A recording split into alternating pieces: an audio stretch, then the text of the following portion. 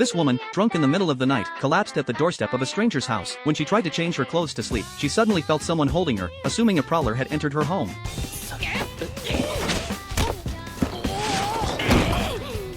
In a panic, Nami immediately called the police. However, when the police arrived, she dropped to her knees and apologized to the man. It turned out that she had mistakenly entered the wrong house. This was the man's home. Nami had drunk too much, as she often did, and would end up walking into the wrong room and crashing at her neighbor's place. Jack, her neighbor, would kindly help her back upstairs every time this happened. This time, Nami mistakenly entered again and thought Jack was the intruder. She even called the cops on him, but because of Jack's kind nature, he didn't hold it against her. As Nami kept apologizing on her way home, she even offered to buy Jack a drink to make up for it. A whole month or so? No way. A month later, she returned with a gift for Jack to show her gratitude. She thought Jack wouldn't accept it, but to her surprise, he calmly took it. As Jack closed the door, Bobby, a chef, smelled something unusual coming from the house. Bobby was certain the house smelled like rotting flesh. Nami could smell it too, but she dismissed it, thinking it was no big deal. Back at the radio station, Jenny received a strange fax from a fan. The message was about a girlfriend turning into a ghost seeking revenge. Nami thought it was just a prank, but upon closer inspection, it turned out to be a letter from Jack. Connecting it with the strange smell of decay she noticed earlier at Jack's place, Nami thought it might be serious. At that moment, the boss walked in and immediately liked the idea for a story. He instructed Nami to go investigate. Nami and Jenny quickly arrived at Jack's house. Nami rang the doorbell, and Jack opened the door slightly, revealing a haggard face. After hearing about their work, he invited them inside. Inside, they were shocked to find that the walls were covered with talismans and even a cross meant to ward off evil spirits. Jack looked exhausted and told them that his girlfriend's ghost was about to appear. In the next moment, strange things began happening in the house. Thick, sticky blood began seeping through the walls and dripping down. Seeing this, Jack started screaming in panic. It turned out that Annie was Jack's first love. They had traveled together frequently, and before their last trip, they had used darts to decide their destination, a remote mountain where they had to hike for half a day to get there. But on the mountain, Jack had fainted. When he woke up, only he had been rescued, and Annie had disappeared without a trace. Jack believed Annie had died on the snow-covered mountain. After hearing the story, Nami decided to physically perform an exorcism. She climbed onto the roof to investigate. To her surprise, the roof space was filled with flies and blood. After a thorough search,